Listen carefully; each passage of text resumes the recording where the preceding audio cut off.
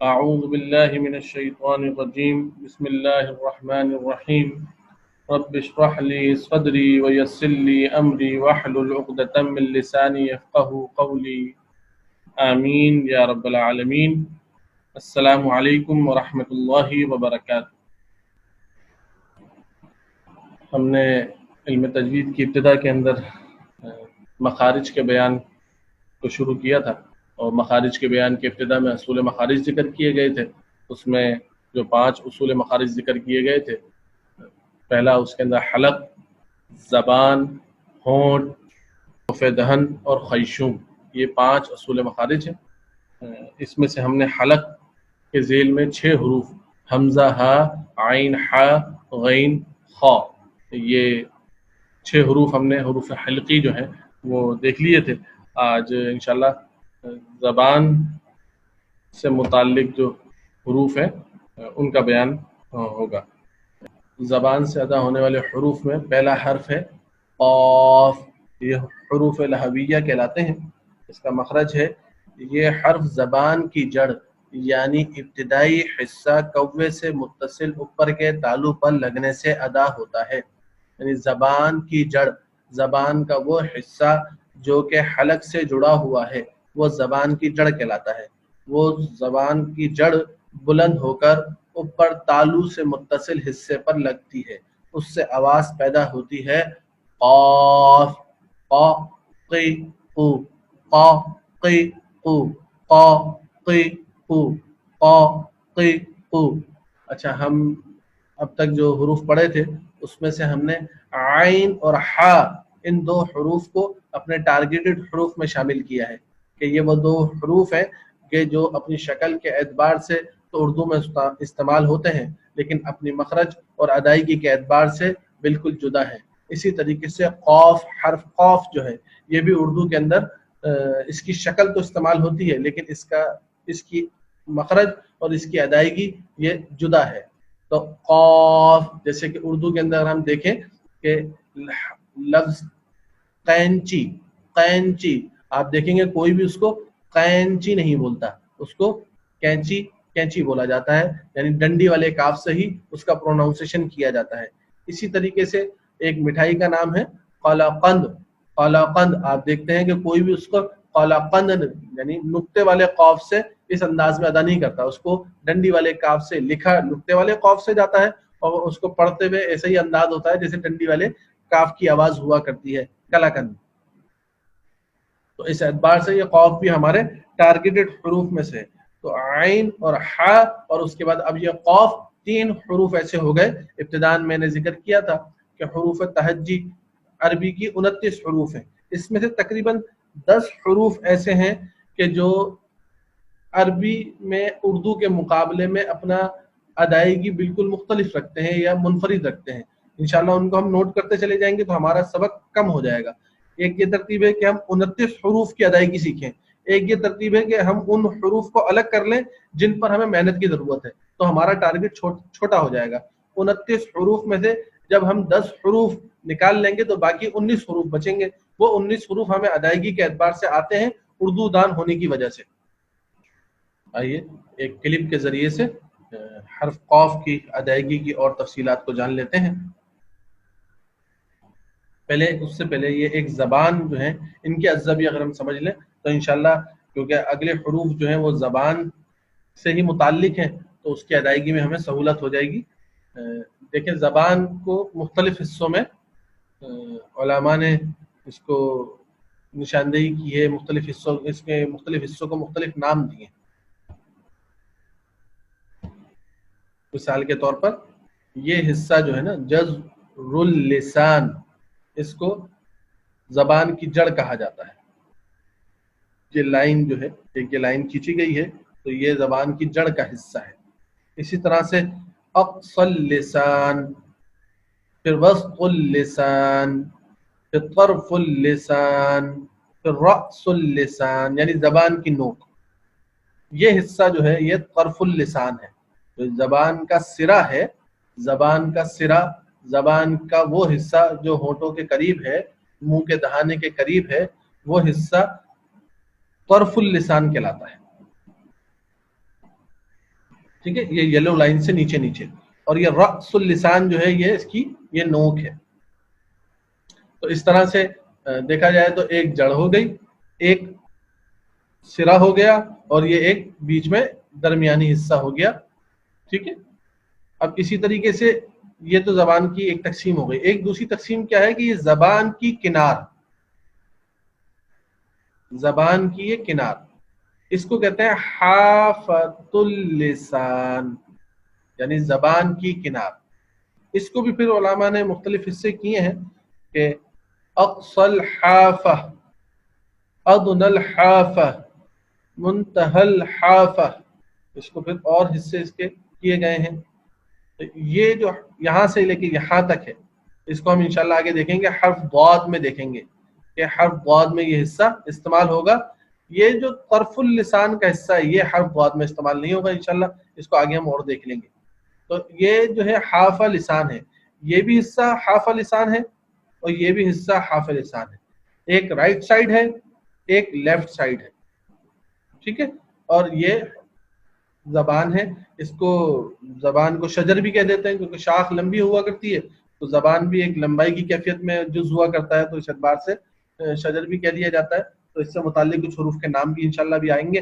تو اس کو ایک نظر اگر ہم ذہن میں رکھیں تو آگے کے اسباق ہمیں پڑھنے میں انشاءاللہ سہولت رہے گی.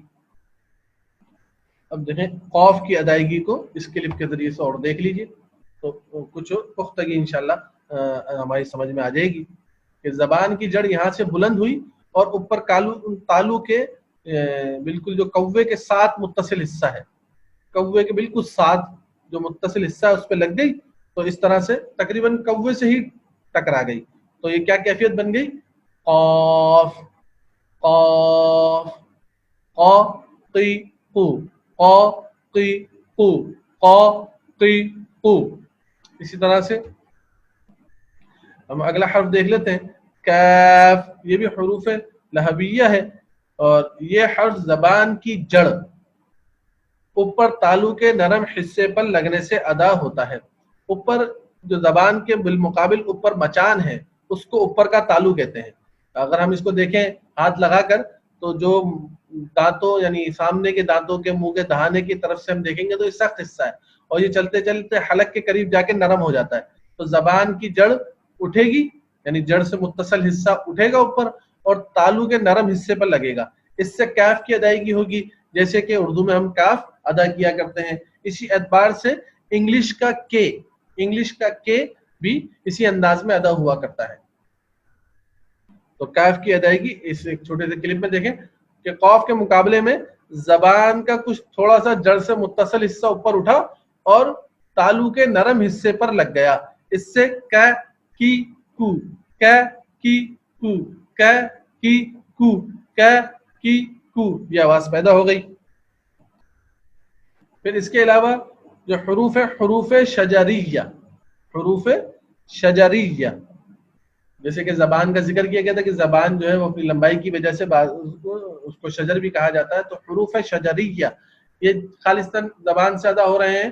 تو جیم، شین، یا، جا، جی، جو، شا، شی، شو، یا، یی، یو. ایک مخرج کو معلوم کرنے کا ایک عمدہ طریقہ ہوا کرتا ہے کہ اس حرف کو ساکن پڑھ کر دیکھ لیا جائے، جیسے کہ اج، اج، اج، حمزہ جیم زبر اج، اج، اج، اج، اش، اش، اش، اج، اج، اج. تو اس انداز میں بھی حرف کے مخرج کو پہنچا جا سکتا ہے. اگر اس کو ساکن صحیح مخرج سے ادائیگی کی جائے تو اس کا مخرج بھی پتہ چل جاتا ہے کہ کیا کیفیت ہے اس کی. تو جیم، شین، یا اردو میں ہم اسی انداز میں ادا کیا کرتے ہیں. یہ حروف زبان کا درمیانی حصہ اوپر اس کے بالمقابل تالو پر لگنے سے ادا ہوتے ہیں. یہ وہ حروف ہیں کہ جو اردو میں اور عربی میں تقریباً ایک ہی نوعیت سے ادا ہوا کرتے ہیں. تو ان پر ہمیں زیادہ تفصیل میں جانے کی حاجت نہیں ہے، لیکن پھر بھی اس کے کلپس دیکھ لیتے ہیں تاکہ ہم تدریجاً تمام ہی مخارج سے تقریباً گزر جائیں. تو جیم کی ادائیگی ہم دیکھ سکتے ہیں کہ جیم کی ادائیگی میں زبان کا درمیانی حصہ اٹھا ہے اور اوپر تالو پر جا کے لگا ہے، تو اس سے جیم کی ادائیگی ہو گئی ہے. اسی طریقے سے شین کی ادائیگی کو دیکھیں گے تو اس میں بھی یہی زبان کا درمیانہ حصہ اٹھا ہے بلند ہو کر، یہ اوپر تالو پر جا کے لگ جاتا ہے، اس سے شین کی ادائیگی ہو جاتی ہے۔ پھر اسی طریقے سے ہم دیکھیں تو یا زبان کا درمیانی حصہ بلند ہو کر اوپر تالو پہ لگتا ہے تو اس سے یا کی ادائیگی ہو جاتی ہے۔ ان کو اس تقابلی انداز میں اگر دیکھیں تو دیکھیں کہ جیم شین یا، ج ش یا، ج ش یا، ج ش یا، ج جی جو، ش شی شو، یا ی یو۔ تو ان حروف کو ہم دیکھ سکتے ہیں کہ یہ آسان ہے، اردو میں اسی طریقے سے استعمال ہوا کرتے ہیں، عربی میں بھی یہی کیفیت ہے، لیکن مخارج کا جان لینا انشاءاللہ فائدے کا باعث رہے گا۔ تو اس کو بھی ہم نے ایک نظر دیکھ لیا ہے۔ اب حرف واد، حرف واد، واد، واد، یہ حرف واد جو ہے یہ حروف حافیہ کہا جاتا ہے، اس کو حروف یعنی حرف حافیہ، حرف حافیہ کہا جاتا ہے۔ اور یہ حرف زبان کی کنار سے، زبان کی کنار، جیسے کہ ابھی ہم نے زبان دیکھی تھی کہ زبان میں حرف لسان زبان کی کنار کو اس کی لیفٹ سائڈ اور اس کی رائٹ سائڈ کو کہا گیا تھا، تو یہ حرف زبان کی کروٹ یعنی کنار دائیں یا بائیں جانب اوپر والی داڑوں کی جڑ پر اندر کی طرف لگنے سے ادا ہوتا ہے۔ دیکھیں اللہ سبحانہ و تعالیٰ نے ہمارے منہ میں دو پیالے دیے ہیں، ایک سیدھا رکھا ہوا ایک الٹا رکھا ہوا۔